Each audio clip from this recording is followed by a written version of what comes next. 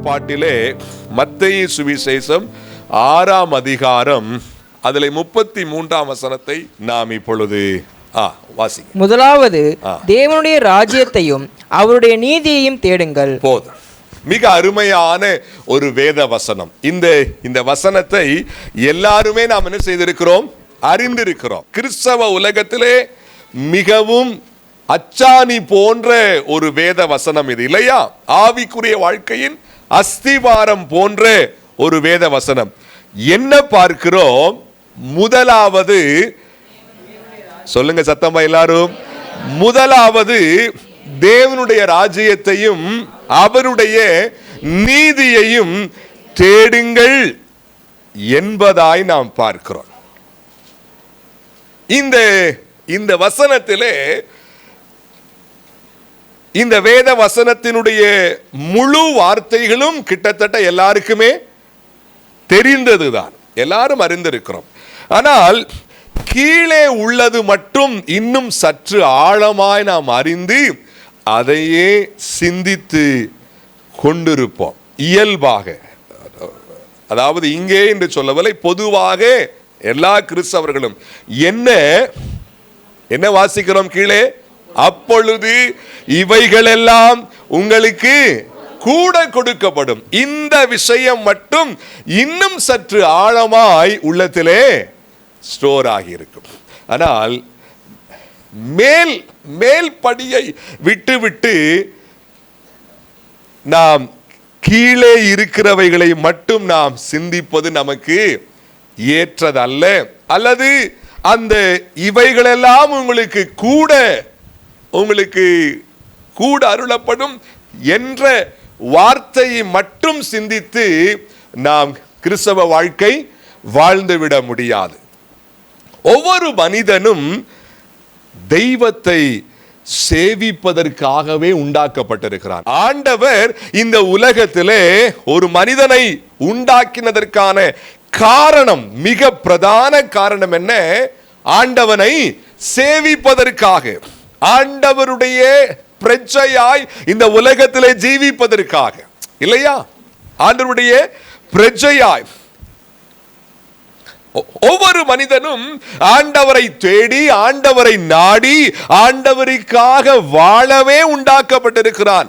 பாருங்கள், ஒரு சாதாரணமான ஒரு மனிதனுக்கு இருக்கிற உணர்வை விட ஒரு கிறிஸ்தவனுக்கு இந்த உணர்வு மிகுதியாய் இருக்க வேண்டும், மிகுதியாய் இருக்க வேண்டும். நான் முன்பே சொன்னேன், ஒவ்வொரு மனிதனும், கிறிஸ்தவன் என்று கூறவில்லை, மாறாக ஒவ்வொரு மனிதனும் ஆண்டவனை சேவிப்பதற்காகவே உண்டாக்கப்பட்டிருக்கிறான். சாதாரண ஒரு மனிதன் எந்த மதத்தை சார்ந்தவனாய் இருந்தாலும் ஆண்டவனை சேவிப்பதற்காக உண்டாக்கப்பட்டிருப்பது உண்மையானால் கிறிஸ்தவன், ஆமாவா இல்லையா?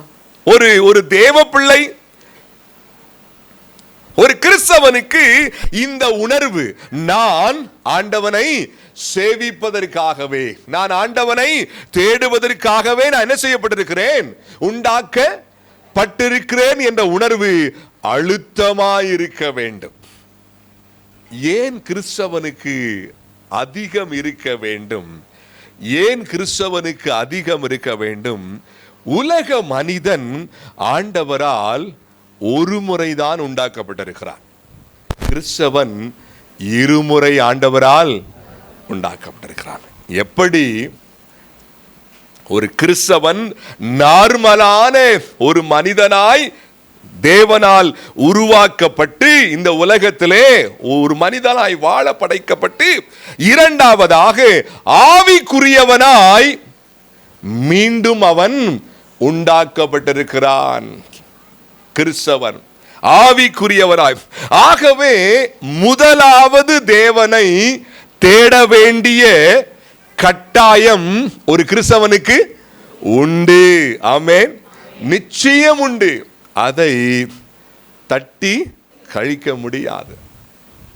நான் அதாவது நான் இந்த கிறிஸ்தவன், நான் அந்த கிறிஸ்தவன், நான் இந்த பின்னணி கிறிஸ்தவன் என்று சொல்லி அதை நாம் புறந்தள்ள முடியாது. நீ கிறிஸ்தவன் என்ற பெயரை உடையவனாய் இருந்தால், அல்லது கிறிஸ்தவ வாசனை உன்னிலே என்னிலே இருந்தால், நீ கட்டாயம் ஆண்டவரை முதலாவது தேடுகிறவனாய் இருக்க வேண்டும்.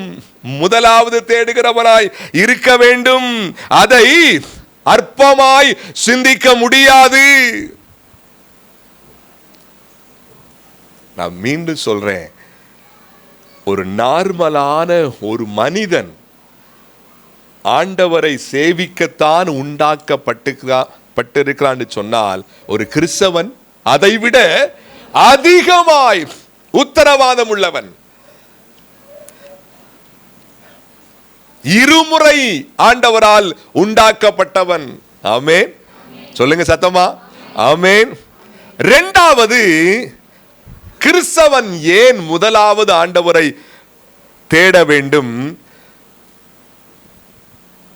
பாவங்களை மன்னித்தவர் அவர்தான் அல்லவா?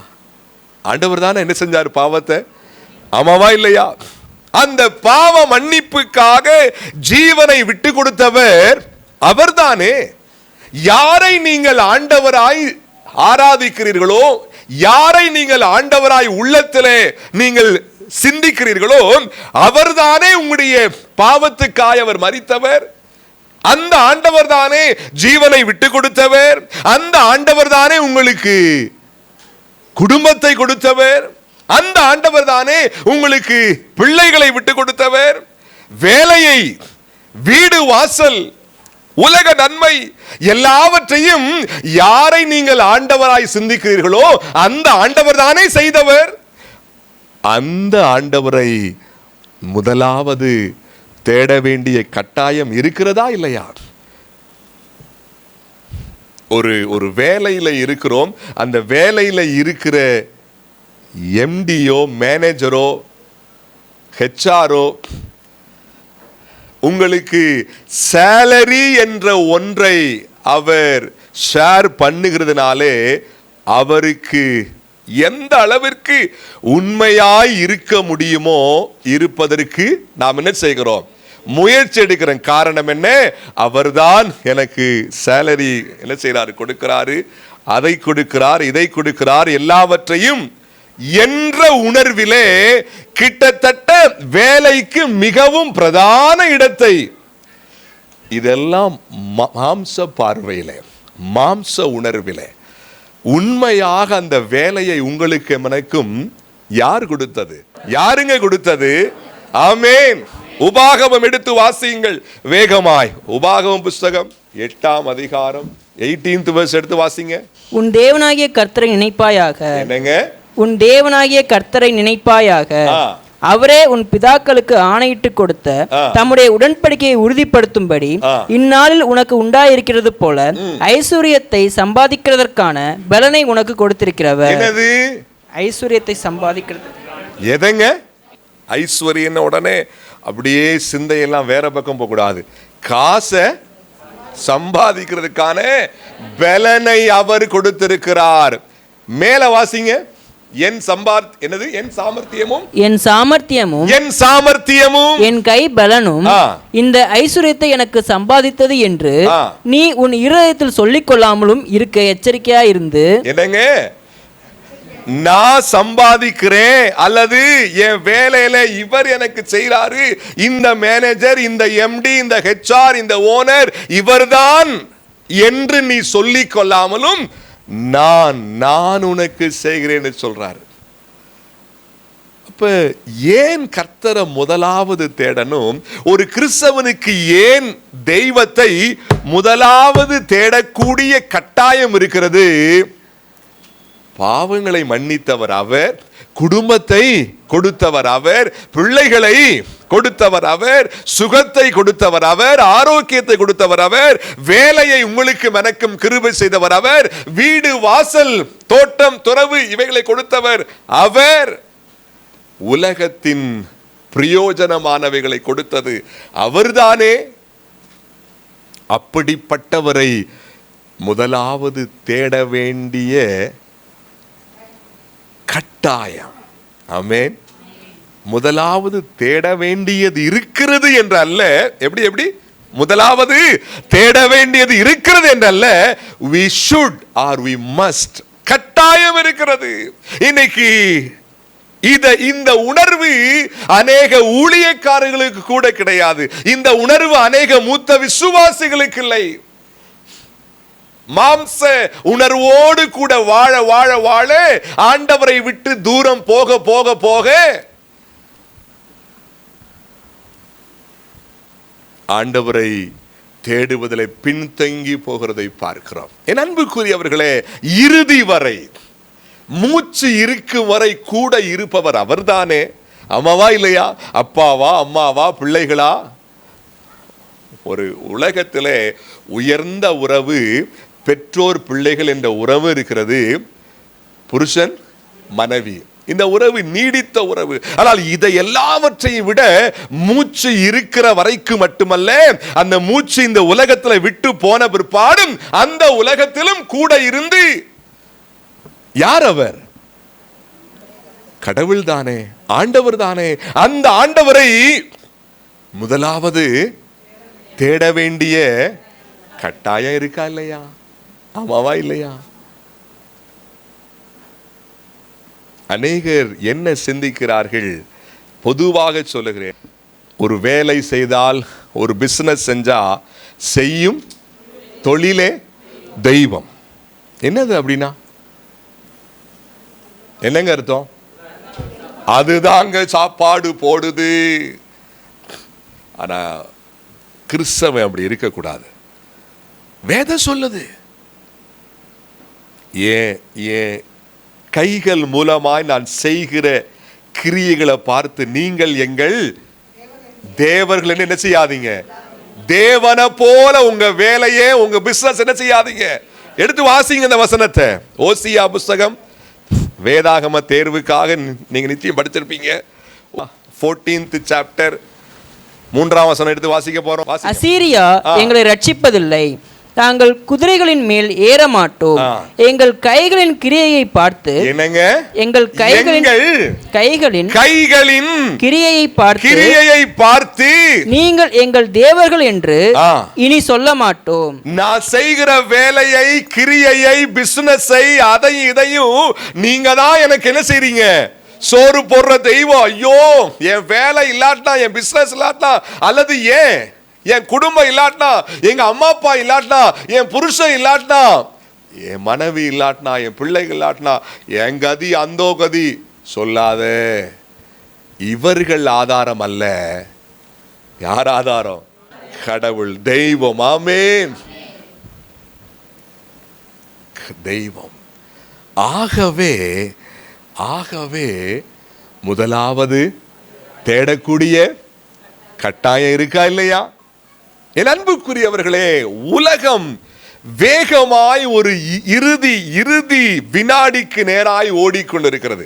இனியும் உலகம் நீண்ட காலம் இருக்கும் என்று சொல்லிவிட முடியாது. காரணம், அவ்வளவு துன்மார்க்கமான உலகமாய் மாறிக்கொண்டிருக்கிறது. இந்த இப்படிப்பட்ட பொல்லாத உலகத்திலே சரீர உயிருக்கும் குடும்ப உறவுகளுக்கும் பாதுகாப்பு அவர்தானே.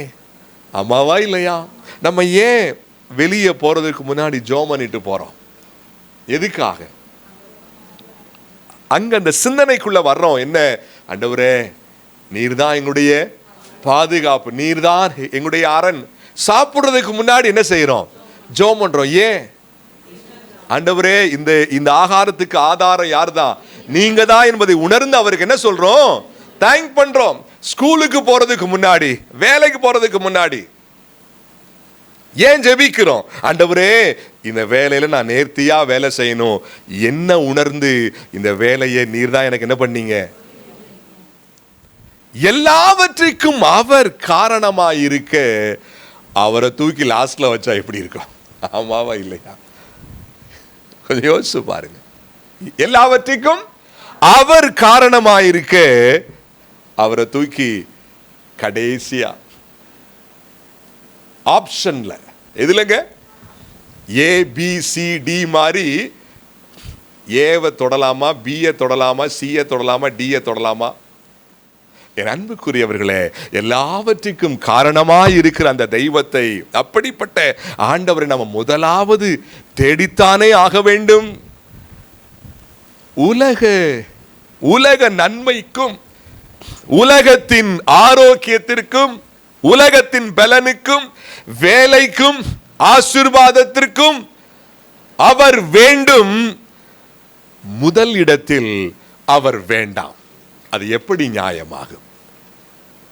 ஒரு வியாதினா ஆண்டவர் உடனே வரணும், ஒரு வேலையில பிரச்சனைனா உடனே வரணும், எங்க வீட்டுக்குள்ள கொஞ்சம் சிக்கலா இருக்கு ஆண்டவர் உடனே வரணும், எங்க பிள்ளைகளுக்குள்ள கொஞ்சம் சிக்கல் உடனே வரணும், ஒண்ணுமே ஓட மாட்டேங்குது, பெரிய கஷ்டமா இருக்கு, ஆண்டவர் உடனே வரணும். சரி, அந்த ஆண்டவர் உங்க வாழ்க்கையில முதல் இடத்துல வைங்க. அது நோ, அது கஷ்டம். எப்படிங்க நியாயமா இருக்கும்? அநேக தேவ பிள்ளைகள், அநேக கிறிஸ்தவர்கள் வாழ்க்கையிலே தேவனுக்கு 2ஆம் இடம் 3ஆம் இடம் என்றல்ல, இடமே இல்லை.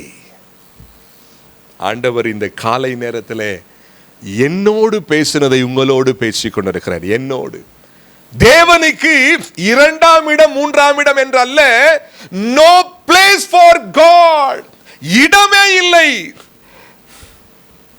தேவனை தேடுவதை, தேவ பிள்ளையாய் ஜீவிப்பதை அநேகர் வெறுக்கிறார்கள். அநேகர் வேண்டா வெறுப்பாயதை பார்க்கிறார்கள்.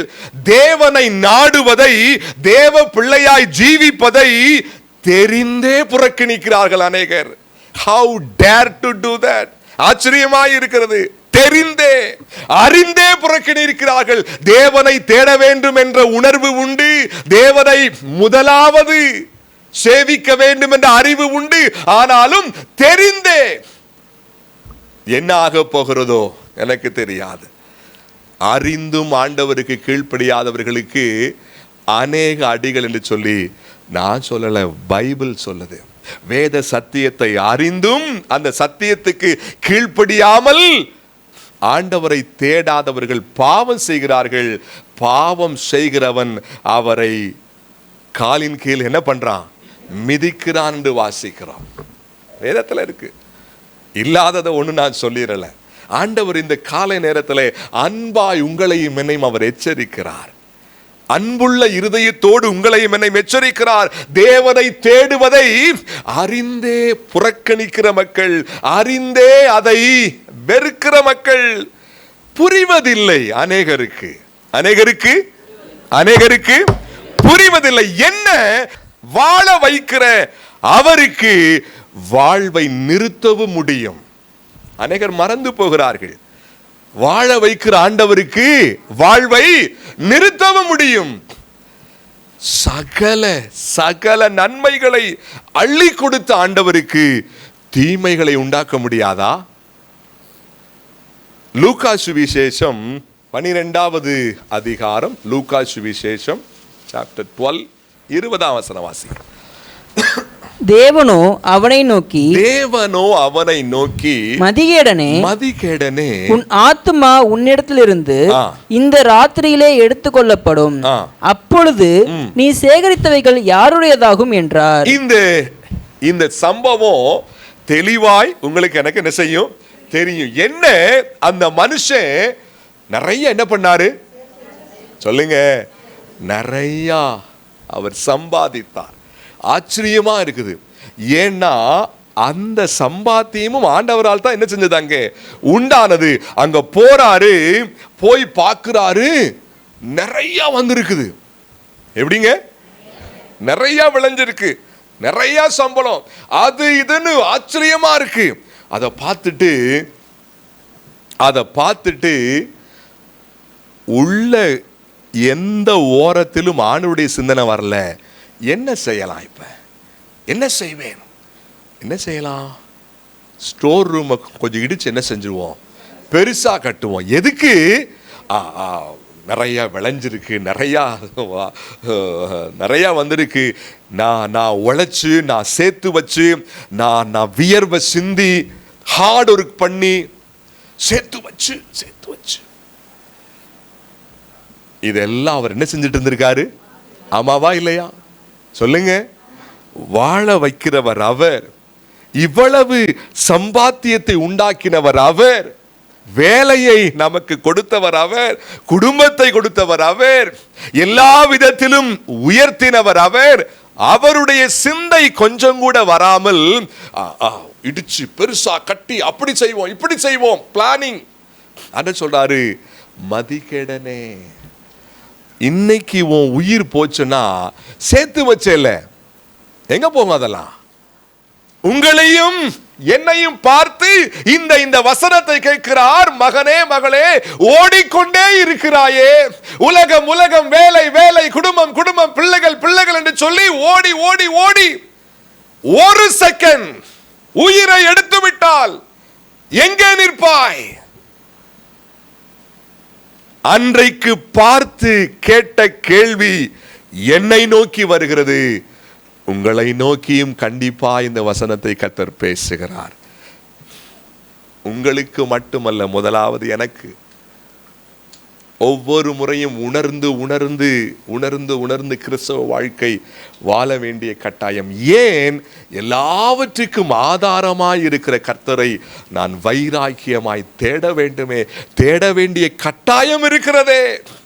இவைகளெல்லாம் உங்களுக்கு கூட இதை மட்டும் சிந்திப்பதல்ல, இது முக்கியமல்ல, எல்லாவற்றுக்கும் ஆதாரம் அவர். என் தேவைகளை சந்திப்பார், அது இரண்டாவது. பட் எனக்கு கடமை இருக்கிறது ஆண்டவரை தேடுவதற்கு. ஆமென், ஹல்லேலூயா. இன்றைக்கு உள்ள கிறிஸ்தவ உலகம் இப்படித்தான் இருக்குது. என்ன? ஆண்டவர்ட்ட வாங்க, உங்களுக்கு அது கொடுக்கும், ஆண்டவர் அதை கொடுப்பாரு, இதை கொடுப்பாரு, ஆண்டவர்ட்ட வாங்க, சர்ச்சுக்கு வாங்க, அங்க இது கொடுப்பாங்க அது கொடுப்பாங்க, இப்படி சொல்லி சொல்லியே சரியான கிறிஸ்தவ வாழ்க்கை வாழ விடாமல் அநேகர் செய்து விட்டார்கள். ஆண்டவர்கிட்ட வாங்க, அவர் உங்களை உங்கள் பாவங்களை மன்னிப்பார். அவரை தேட வேண்டிய கட்டாயம் உண்டு. அறியாமையுள்ள காலங்களை இப்பொழுதோ மனம் திரும்ப வேண்டும் என்று எங்கும் உள்ள மனுஷருக்கும் ரிக்வெஸ்டா சொல்லல, கட்டளையாக. வாழ வைக்கிற ஆண்டவருக்கு வாழ்வை நிறுத்த முடியாதா? அதுக்கு கீழே என்ன வசனம் வாசிக்கிறோம்? ஏன் கவனிங்க, ஏன் அந்த மனிதனை பார்த்து மதிகேடனே, இன்னைக்கு உன் உயிர் போச்சுன்னா என்னப்பா அப்படின்னு அவர் கேட்க காரணம் என்ன? கீழே வாசிங்க. தேவனிடத்தில் ஐஸ்வர்யவானாயிராமல் தனக்காகவே பொக்கிஷங்களை சேர்த்து வைக்கிறவன் இப்படியே இருக்கிறான் என்றார். என்ன அர்த்தம்? தேவனிடத்தில் ஐஸ்வர்யவானாய் இராமல் என்று சொன்னால் தேவனை தேடாமல், தேவனுக்குரியவைகளிலே சிந்தை வைக்காமல், கீழே உள்ளவைகளுக்காக இம்மைக்காக மாத்திரம் இருக்கிறவனை பார்த்து இந்த கேள்வியை கேட்டுக்கிட்டே இருப்பாரு. வாழ வைக்கிற ஆண்டவருக்கு வாழ்வை நிறுத்தவும் முடியும் அல்லவா? ஆமாவா இல்லையா? சகல சகல சகல நன்மைகளையும் கொடுத்த ஆண்டவருக்கு தீமைகளை உண்டாக்க முடியாதா?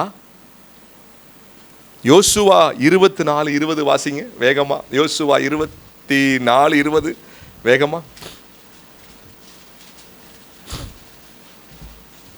கர்த்தர் உங்களுக்கு நன்மை செய்திருக்க, கர்த்தர் உங்களுக்கு நன்மை செய்திருக்க, நீங்கள் கர்த்தரை விட்டு அந்நிய தேவர்களை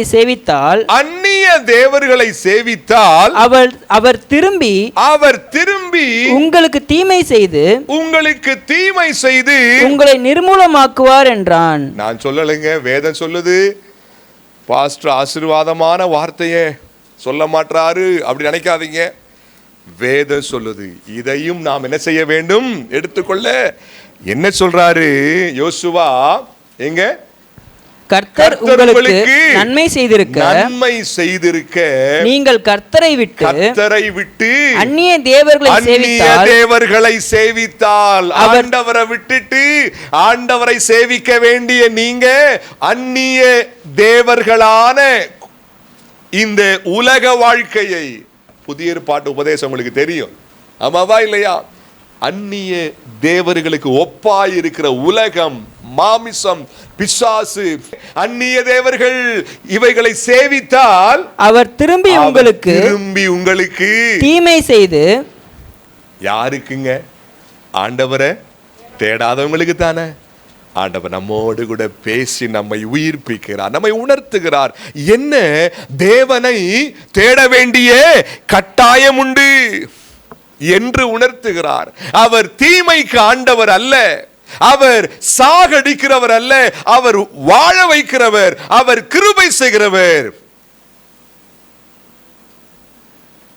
நம்முடைய வாழ்க்கை அவரை தீமை செய்ய வைத்து விடக்கூடாது.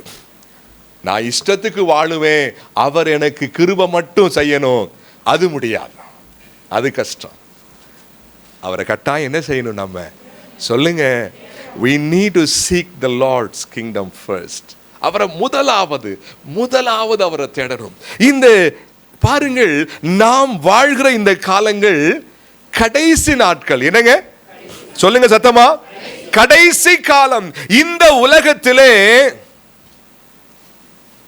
உலகமும் மாமிசமும் பிசாசும் இணைந்த வண்ணமாய், உலகமும் மாமிசமும் பிசாசும் இணைந்து தேவ பிள்ளைகளுக்குள்ள இருக்கிற தேவ வைராக்கியத்தை, தேவ பற்றுதலை, தேவ தேடுதலை குறைக்க முயற்சி செய்து கொண்டே இருக்கும். அப்படிப்பட்ட காலத்துல நம்ம வாழ்றோம். போராட்டமான கிறிஸ்தவ வாழ்க்கை என்று அடிக்கடி சொல்றோமே, என்ன அதற்கு காரணம்? இப்படிப்பட்ட போராட்டம் இருக்கும். அதாவது உருப்படியாக ஒரு ஸ்டேபிளான கிறிஸ்தவ வாழ்க்கை ஜீவிக்க முடியாதபடிக்கு பல இடையூறுகள் வரும். பல இடையூறுகள் என்ன? இந்த உலகம், உலகத்தின் ஆவிகள், மாம்சத்தின் ஆவிகள், பிசாசின் ஆவிகள் என்ன செய்யும்? கொஞ்ச நஞ்சம் இருக்கிற அந்த தேவ வைராக்கியத்தை, கொஞ்சமாவது இருக்கிற அந்த தேவ பற்றுதலை, கொஞ்சமாவது இருக்கிற அந்த தேவ தேடலை குறைப்பதற்கு முயற்சி எடுத்துக்கொண்டே இருக்கும். நான் முன்பே அதை சொல்லி இருக்கிறேன். கிறிஸ்தியான் என்ற ஒரு மனிதன், கிறிஸ்தியான் என்ற ஒரு மனிதன் மோட்ச பிரயாணமாய் அவன் போய்கொண்டிருந்தானாம். போகும் பொழுது பல இடையூறுகள், போராட்டங்கள், அந்த மோட்சத்துக்கு சரியான நேரத்தில் அல்லது சீராய் போய் சேர முடியாதபடிக்கு பல இடையூறுகள். அதிலே ஒன்று, அவன் போய்கொண்டிருந்த பொழுது ஒரு விஷயத்தை பார்த்தானாம். என்ன? ஒரு இடத்துல நன்றாய் அக்கினி ஜுவாலித்து என்ன செய்கிறது? எரிந்து கொண்டிருக்கிறது. தேவையான அக்கினி. அந்த அக்கினியினாலே அந்த வட்டாரம் வெளிச்சமாயிருக்கிறது. பரவாயில்லையே, அக்கினி நன்றா என்ன செய்கிறது? அதை நின்று பார்க்கிற பொழுது, கொஞ்சம் உற்று நோக்கின பொழுது, அந்த பக்கமாயிருந்து ஒருவன் வாளியில அக்கினி இன்னும் பற்றி எரியும்படியாக எண்ணெயை ஊற்றிக்கொண்டே இருக்கிறான். வாளி வாளியாய் அந்த எண்ணெயை ஊற்ற அது அப்படியே பற்றி எரிந்து கொண்டு இருக்கிறது. பிரகாசமா இன்னும் ஜுவாலித்து ரொம்ப சந்தோஷமாயிருச்சு. யாருக்கு? இந்த கிறிஸ்டியானுக்கு ரொம்ப சந்தோஷம். என்ன? பரவாயில்ல, அக்கினி என்ன செய்யாது, ஆஃப் ஆகாதுன்னு சொல்லி ரொம்ப ஹாப்பியா இருக்கும் பொழுதே இந்த பக்கம் ஒரு சத்தம் கேட்குது. என்னன்னு திரும்பி பார்த்தா வாளி வாளியாய் தண்ணீரை ஊற்றிட்டு இருக்கா ஒருத்தன். எதுக்கு? அணைப்பதற்கு. உள்ளத்திலே பற்றி எரிந்து கொண்டிருக்கிற கிறிஸ்தவ அனலை அழிப்பதற்கு பிசாசு, உலகம், மாம்சம் முயற்சி பண்ணிக்கிட்டே இருக்கும். ஆனால் ஆவியானவர் திருச்சபை மூலமாய் எண்ணெயை ஊற்றிக்கொண்டே இருக்கிறார். பற்றி எரியட்டும், எரியட்டும், எரியட்டும். சிலர் அந்த எண்ணெயை வேண்டாம் ஒதுக்கிட்டு இருக்கோம். யாரெல்லாம் வார்த்தைகளை வேண்டாம், கூட்டம் வேண்டாம், ஆண்டவரை தேடுவது வேண்டாம் என்று கூறிக்கொண்டே இருப்பது போல வாழ்ந்து கொண்டிருக்கிறோமோ, அவர்களுக்குள்ளே பிசாசு உலகத்தின் மூலமாய், மாம்சத்தின் மூலமாய் தண்ணீரை ஊற்றிக்கொண்டே உங்களுடைய ஆவிக்குரிய அனலை குறைக்க பிரயாசப்பட்டு கொண்டே இருப்பான். காலத்தின் கட்டாயம் ஆண்டவரை தேடுவது. ஆமென். என்னங்க சொல்லுங்க சத்தமா? காலத்தின் கட்டாயம் தீவிரமாய் தேடுவது, முதலாவது தேடுவது. என் அன்புக்குரியவர்களே, உலகத்தின் முடிவு காலத்திலே இப்படிப்பட்ட சோதனைகள் கட்டாயம் என்ன செய்யும்? வரும், வரத்தான் செய்யும்.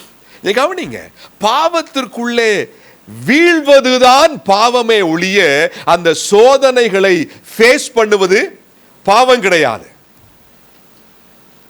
அநேகர் பாவ சோதனைகள் வர்றப்பவே கில்ட்டி ஆயிடுவாங்க. ரொம்ப ஐயோ ஐயோ ஆண்டவரே என்னை மன்னிங்க.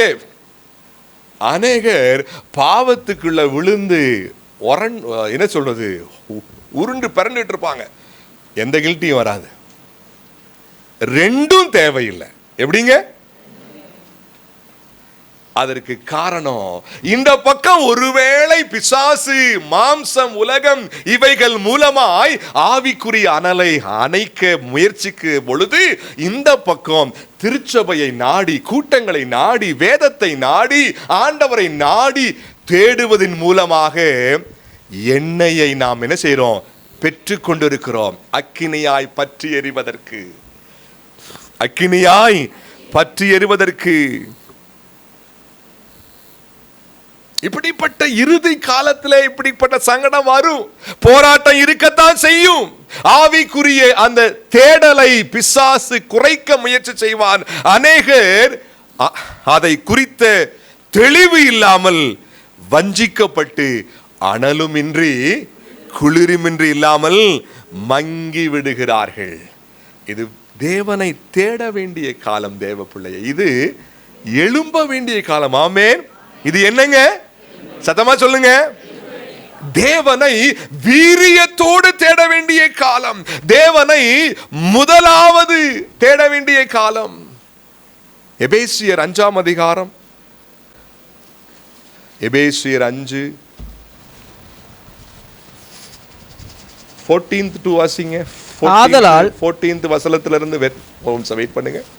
சீக்கிரம் எடுங்க பாப்பா எல்லாரும். பக்கம் 268. ஓகே. ஆதலால் தூங்குகிற நீ விழித்து, தூங்குகிற நீ விழித்து மரித்தோரை விட்டு எழுந்திரு. கவனிங்களே, தூங்குகிற நீ விழித்து, தூங்குகிற நீ விழித்து தூங்குகிறவர்களை விட்டு. இப்படித்தானே வரணும். ஆமாவா இல்லையா? எங்க மீண்டும் வாசிங்க இந்த வசனத்தை. ஆதலால் தூங்குகிற நீ விழித்து, நீ விழித்து தூங்குகிறவர்களிடத்திலிருந்து என்ன செய்? அப்படி வராம மரித்தோரை விட்டு எழுந்திரு. ஆவிக்குரியவன் கிறிஸ்தவன் தூங்குனா செத்து போனவங்கிட்ட சேர மாதிரி. அது எப்படி புறஜாதி ஆவியிலே ஜீவனற்றவனாய் இருக்கிறார்களோ அதே போல நாமும் அந்த ஸ்தானத்துக்குள்ளே போகிற ஒரு சூழல். ஆகவேதான் சொல்றாரு, தூங்குகிற நீ என்ன செய்ய? விழித்து மரித்தோரை விட்டு எந்திரி. ஃபர்ஸ்ட் எந்திரி. நீ யார் என்ற உணர்வு வேணும். நீ செத்து போனதல்ல, உனக்குள்ள என்ன இருக்கிறது? ஜீவன் உண்டு. ஜீவனை பெற்றிருந்தும் தூங்கி கொண்டிருக்கிறப்பா. Get up, awake from the sleep or dead. எந்திரின்றாரு. அப்பொழுது வாசிங்க, கிறிஸ்து உன்னை பிரகாசிப்பார் என்று.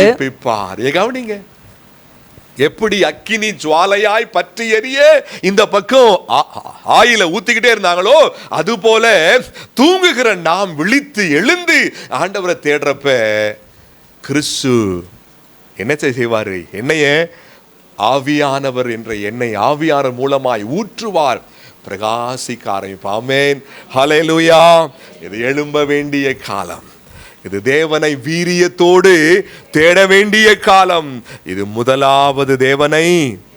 கவனிங்களேன், அநேகர் வாழ்க்கையிலே முன்னேற முடியாததற்கு காரணம் அல்லது பிரச்சனைகளை ஜெயிக்க முடியாததற்கு காரணம் அறிவு இல்லாமல் இல்லை, அனுபவம் இல்லாமல் இல்லை.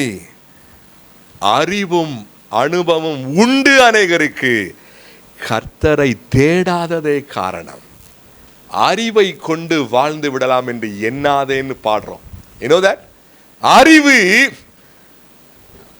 எதையும் சாதித்து விடாது, அல்லது அனுபவம் எதையும் சாதித்து விடாது. அறிவு இல்லாம இருக்கிறனால தான் அவங்க முன்னேறவே இல்லப்பா, கிடையாது. அனுபவம் இல்லப்பா, அதனால தான் கிடையாது. ஆண்டவரை தேடாததால, அதனால தான் முன்னேற்றம் இல்லை, அதனால தான் பிரச்சனைகளை ஜெயிக்க முடியல. என் அன்புக்குரியவர்களே, ஆண்டவர் நம்மோடு கூட பேசுவாராக, தேவன் நம்மோடு கூட பேசுவாராக, ஆண்டவர் நம்மோடு கூட இடைவிடுவாராக. யோசுவா இப்படியாய் சொல்லுகிறார், நானும் என் வீட்டாருமோ வென்றால் என்னங்க, நானும் சத்தமா சொல்லுங்க, நாங்கள் குடும்பமா என்ன செய்வோம், ஆண்டவரை சேவிப்போன்னு சொல்றாரு. எப்படிங்க? குடும்பமா. ஜெயில் அதிகாரி ஆண்டவரை ஏற்றுக்கொண்ட உடனே அவனும் அவனுடைய குடும்பத்தார் ரட்சிக்கப்பட்டாங்களா இல்லையா? சாரி, ஆமாவா இல்லையா? எப்படி? அவரும் அவருடைய குடும்பத்தாரும். என் அன்புக்குரியவர்களே, குடும்பமாய் ஆண்டவரை தேட என்ன செய்ய வேண்டும்? வைராக்கியம் கொள்ளணும். இது காலத்தின் கட்டாயம். தேவ பிள்ளையே, நாம் விலகி ஓட வேண்டியவர் அல்ல, அல்லது பின்தங்கி இருக்க வேண்டியவர் அல்ல. நாம் குடும்பமாய் ஆண்டவரை தேட வேண்டியவர்கள். ஏனென்று கேட்டால், உங்களுக்கும் எனக்கும் முன்னோடியாய் இருப்பது யோசுவா முன்னோடியாய் சொல்லுகிறார், நானும் என் வீட்டாரும். அந்த ஜெயில் அதிகாரியை பற்றி நாம் வாசிக்கும் பொழுது, குடும்பமாய் அவங்க ரட்சிக்கப்பட்டு ஞானஸ்நானம் பெற்று ஆண்டவருக்குள்ளே ஐக்கியப்படுகிறதை பார்க்கிறோம். குடும்பமாய் கர்த்தரை தேட வைராக்கியம் கொள்ள வேண்டும். ஆண்டவரை தேடுவதற்கு ஒருத்தருக்கொருத்தர் என்ன பண்ணணும்? ஒத்துழைக்கணும், உதவி செய்யணும், ஒற்றுமையோடு தேவனை தேட வேண்டும். சங்கீதம் 34 ஒரு வசனம் வாசிங்க, எடுத்து வாசிங்க. 34:3 வாசிங்க வேகமா. என்னோட கூட கர்த்தரை மகிமைப்படுத்துங்கள். நாம் ஒருமித்து என்னங்க? நாம் ஒருமித்து என்னங்க? சத்தமா சொல்லாமே. ஒருமித்து அவர் நாமத்தை உயர்த்துவோமாக. அந்த ஒருமித்து, அந்த ஒரு மனம் முதல்ல குடும்பத்தில் ஆரம்பிக்கணும். ஆமென். திருச்சபையாய் நம்ம ஆண்டவர் ஆராதிப்போம், உண்மைதான். ஆமென், அல்லேலூயா. திருச்சபையாய், தேவ பிள்ளைகளாய். ஆனா அதற்கு முன்னதாக இருக்க வேண்டியது எங்கங்க? குடும்பத்துல ஒருமித்து ஆண்டவரை தேட வேண்டிய, ஆராதிக்க வேண்டிய கட்டாயம் உண்டு. தேவ பிள்ளையே, அசால்ட்டா இருக்காதீங்க. ஆகவேதான் கர்த்தர் என்னோடு பேசுகிறார், உங்களோடு பேசுகிறார். என்ன முதலாவது என்ன செய்யுங்க? ஆண்டவரை கவனிங்களேன். இஸ்ரவேல் மக்களை விடுவித்து தேவனை ஆராதனை செய்ய, தேவனை ஆராதிக்க போக வைப்பதற்காக மோசே போய் ஒரு ராஜாட்ட பேசுறாரு. யார்கிட்ட? பார்வோன்ட்ட. என்ன பேசுறாரு? ஆராதனை செய்ய போக விடுப்பா. என்ன செய்யணுங்க? ஆராதனை செய்ய என்ன செய்யணும்? போக விடு. அப்ப சொல்றாரு பார்வோன், அந்த வாதைகள் ஒன்றன் பின் ஒன்றாக அது வர வர கொஞ்சம் ஃப்ரீ, அதாவது கொஞ்சம் கீழே இறங்கி வந்து, ஆராதிக்க நீங்க போகணுமா? ஆராதனைக்கு ஆண்கள் மட்டும் போயிட்டு வரீங்களா? எப்படி எடுத்து வாசிங்க பார்ப்போம். யாத்திராகமம் 10ஆம் அதிகாரம் 9 வாசிங்க. அதற்கு மோசே எங்கள் இளைஞரோடும் எங்கள் முதியோரோடும் எங்கள் குமாரரோடும் எங்கள் குமார்த்திகளோடும் எங்கள் ஆடுகளையும் எங்கள் மாடுகளையும் கூட்டிக் கொண்டு போவோம். நாங்கள் கர்த்தருக்கு பண்டிகை கொண்டாட வேண்டும் என்றான். அப்பொழுது அவன், நான் உங்களையும் உங்கள் குழந்தைகளையும் எப்படி விடுவேனோ அப்படியே கர்த்தர் உங்களோடு இருப்பாராக. எச்சரிக்கையா இருங்கள், உங்களுக்கு பொல்லாப்பு நேரிடும். அப்படி வேண்டாம், புருஷராகிய நீங்கள் போய் கர்த்தருக்கு ஆராதனை செய்யுங்கள். இதுதானே நீங்கள். கவனிங்க, என்ன சொல்றாரு பாருங்க, அழகான ஆலோசனை சொல்றாரு. யாரு? பார்வோன். மோசே என்ன சொல்றாரு? எங்கள் இளைஞரோடு நாங்க என்ன செய்யணும்? அப்புறம் யாருங்க? எங்கள் முதியோர், எங்கள் குமாரர்கள், எங்கள் குமாரத்திகள், எங்கள் ஆடுகள் மாடுகள். அதனால தான் பாருங்க, சின்ன பிள்ளைகளை கூட வீட்டில் என்ன செஞ்சுட்டு வராதீங்க, விட்டுட்டு வராதீங்க, வந்து உட்கார வைங்க, ஆண்டவரை சேவிக்க வைங்க, வேறு சிந்தனையா இருக்க விடாதீங்க. காரணம், மோசே குழந்தைகளோடும் குமாரர் குமாரத்திகள் ஆடு மாட கூட சொல்றான். பெரியவங்க கொஞ்சம் வீட்டில் விட்டு வந்துருவோம். ஏன்? நடக்க முடியாது, உட்கார முடியாது, அந்த வலி இந்த வலி அது இதுன்னு இல்ல. எங்கள் இளைஞரோடும் எங்கள் குழந்தைகளை கூப்பிடுங்க, இளைஞர்களை கூப்பிடுங்க, முதியோரை கூப்பிடுங்க. என்ன அர்த்தம்? குடும்பமா நாங்க என்ன செய்யணும்? ஆண்டவரை ஆராதிக்கணும். ஐயா சொல்றாரு. யாரு? பார்வோன். நோ, எல்லாரும் போகாதீங்க, உங்க பிள்ளைகளை கூட்டிட்டு போகாதீங்க. ஏன்? பொல்லாப்பு. ஐயோ, பிள்ளைகளை கூட்டி போனா என்ன செஞ்சிடும்? நம்ம சொல்றோமா இல்லையா? பிள்ளைகளை கூட்டி போனா அங்க ஓடு இங்க ஓடு, அங்க விளையாடு, கீழே விழு, அடிபடும். ஆனா டூர் மட்டும் கூட்டி போவோம். ஏன்? பிள்ளைகள் பார்த்து என்ஜாய் பண்ண வேண்டும். அப்படிதானே? நல்லதுதான், மாட்டேன்னு சொல்லல. ஆண்டவனை தேடுறதுக்கு எல்லாரும் வேண்டாமா? உங்க குழந்தைகளை கர்த்தர் ஆசீர்வதிக்க வேண்டாமா? உங்களை பெத்தவங்களை ஆசீர்வதிக்க வேண்டாமா? பிள்ளைகளை அவர் நேசிக்கிறாரே. பார்வோன் புருஷர் மட்டும் என்ன செய்யுங்க, ஆனா தேவன் விரும்புவது புருஷன் மட்டும் இல்ல, புருஷன் மனைவி அல்லது ஆண்கள் மட்டும் இல்ல, ஆண்கள் பெண்கள் பிள்ளைகள் எவ்ரிபடி. அந்த அர்த்தத்திலே தான் யோசுவா பின்னாட்களில் சொல்லுகிறார், நானும் என் வீட்டாரும். என்ன அர்த்தம்? நானும் என் குடும்பமும். ஆமென், ஹல்லேலூயா. நானும் என் குடும்பமும்.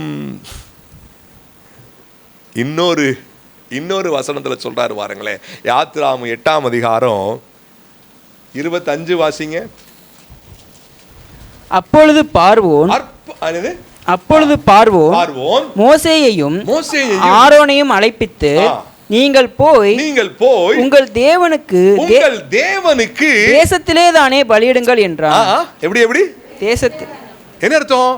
இங்கேயே பலியிடுங்க. நீங்க என்ன செய்ய வேணாம், ரொம்ப தூரம் போவேனா, இங்கேயே பலியிடுங்க. வீட்டிலேயே நாங்க ஜெபிச்சுக்குவோம். என்னது? வீட்டிலேயே நாங்க ஜெபிச்சுக்குவோம், வீட்டிலேயே அதை செய்வோம், வீட்டிலேயே இருந்துக்குவோம். பார்வோனின் ஆவி அநேகருக்குள்ள உலாவுது. பார்வோனின் ஆவி. வீட்டிலேயே ஜெபிச்சுக்கலாம், வீட்டிலேயே திருச்சபையாய் கூட விரும்பாதவர்கள். பார்வோனின் ஆவி. எல்லாரும் வேணாம், நீங்க மட்டும் போயிட்டு வாங்க, நீங்க மட்டும் போங்க, பிள்ளைகள்ல நீ மட்டும் போயிட்டு வா, உங்களுக்கு எனக்கு கொஞ்சம் வேலை இருக்கு, நான் பாத்துக்கிறேன். பார்வோனின் ஆவி. வாதை பின்னாடி வருது, ஜாக்கிரதையா இருங்க. வாதை 10 வாதைகள் உண்டு இல்லைன்னு ஆக்கி போட்டுருச்சு. எதுக்கு கூப்பிடுறாரு? நேரத்தை போக்குறதுக்கா? எனக்கு ஆராதனை செய்ய ஜனங்களை போக விடு. ஆராதனை செய்கிறவங்களுக்கு கானான் தேசம் பரிசா கிடைக்கும். ஆமென், ஹல்லேலூயா. ஆராதிக்கிறவர்களுக்கு கானான் தேசம், பாலும் தேனும் ஓடுகிற கானான் தேசம். அதை அறிந்துதான் பின்னாட்களில் சொல்லாரு, நானும் என் வீட்டாரும். தேவனை ஆராதிக்க விடாத பார்வோன் மேலே வாதைகள் வந்ததா இல்லையா? என் அன்புக்குரியவர்களே, தேவனை வைராக்கியமா தேடுங்க, குடும்பமா தேடுங்க, குடும்பத்தை தேட விடுங்க, பிள்ளைகளை தேட விடுங்க, உற்சாகத்தோடு தேடுங்க. ஏன் இது காலத்தின் கட்டாயம். தேவனை எல்லாவற்றுக்கும் ஆதாரம். தேவனை ஆராதிப்பது அல்லது முழுமையான கிறிஸ்தவ வாழ்க்கை வாழ்வது கட்டாய கடமை. கொஞ்சம் யோசிச்சு பாருங்க. பிற மதத்தில் இருக்கிறவர்களுக்கு கூட அடிக்கடி ஆண்டவனை ஆராதிக்கணும் அந்த உணர்வு வருதா இல்லையா? ஏன் கிறிஸ்தவர்களுக்கு அது மங்கி போனது? உடனே சொல்லுவோம், போராட்டம் இருக்கும்லங்க. எப்படி போராட்டம் இருக்கும்லங்க. போராட்டம் மட்டும் இல்லை, தண்ணியை மட்டும் ஊற்றுற வாழ்க்கை இல்லை, எண்ணெயையும் ஊத்திக்கிட்டு இருக்கார் ஆண்டவர். நம்ம அதை தள்ளிக்கிட்டு இருக்கோம். இல்லை நான் இப்படிதான் இருப்பேன்னு என்ன செஞ்சுட்டு இருக்கோம்? வேண்டாங்க. ஆண்டவர் நம்மை நேசிக்கிறார். இது காலத்தின் கட்டாயம். தேவனை தேட வேண்டும். வாழ வைக்கிற ஆண்டவருக்கு வாழ்வை எடுக்கவும் தெரியும்.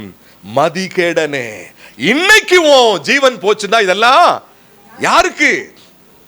கேட்டாரா இல்லையா? நான் கேட்கலங்க, ஆண்டவர் கேட்டாரு. வாழ வைக்கிற ஆண்டவரை தேடணுங்க. எல்லாவற்றுக்கும் அவர்தானே காரணம். ஒரு சாதாரண ஒரு மனிதனுக்கு ஆண்டவரை தேட வேண்டிய கட்டாயம் அவனுக்கு இருக்குது. ஆனால் கிறிஸ்தவனை போல அல்ல. ஏன்?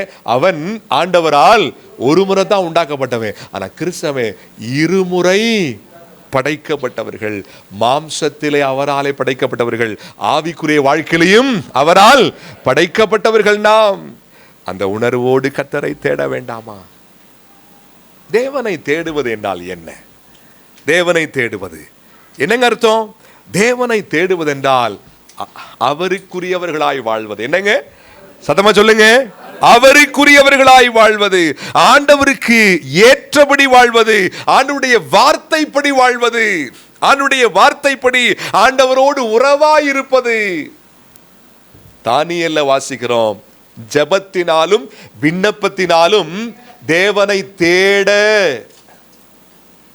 ஜெபம் பண்ணுவது அவரை தேடுவதுங்க. வேதம் வாசிப்பது அவரை தேடுவது, கூட்டத்துக்கு வருவது அவரை தேடுவது, ஊழியம் செய்வது அவரை தேடுவது, காணிக்கை கொடுப்பது அவரை தேடுவது, ஆத்தும ஆதாயம் செய்வது அவரை தேடுவது, இயேசுவை போல வாழ வேண்டும் என்று உணர்வோடு இருப்பது, தேடுவது. நான் கோபப்பட மாட்டேன், எரிச்சப்பட மாட்டேன், இச்சப்பட மாட்டேன், நீடிய பொறுமையா இருப்பேன், ஆண்டவரை போல இருப்பேன் என்பது என்று முயற்சித்து ஜெபம் பண்ணி வாழ்வது ஆண்டவரை தேடுவது. வேத வாசிக்காம ஜெபம் பண்ணாம ஆண்டவரே ஆலயத்துக்கு வராம இருப்பது ஆண்டவரை தேடாதது தானே, தேடாதது தானே. என் அன்புக்குரியவர்களே, நம்மோடு பேசுவாராக. ஆண்டவரை தேட வேண்டும். ஆண்டவர் என்னோடு பேசியிருக்கிற உணர்வோடு இருங்க. ஆண்டவர் என்னோடு பேசியிருக்கிறார், நான் என்னை ஒப்பு கொடுக்கிறேன். ஆண்டவரே, முன்னை விட அதிக தீவிரமா நான் என்ன செய்வேன்? உண்மை தேடுவேன். ஆண்டவரே, தேடுகிறவர்களுக்கு இவைகள் எல்லாம் கூட சேர்த்து கொடுக்கப்படும். சேர்த்து தேவைக்கு ஏற்றபடி shall be added வாசிக்கிறோம். தேடுதலோடு தான் எல்லா ஆசீர்வாதமும். ஆராதிக்க போகிறவர்களுக்கு கானான் தேசம். ஆமென், ஹல்லேலூயா. ஆண்டவர் நம்மோடு பேசுவாராக. நாம் எல்லாரும் அப்படியே தேவ சமூகத்தில் முழங்கால் படிடுவோம்.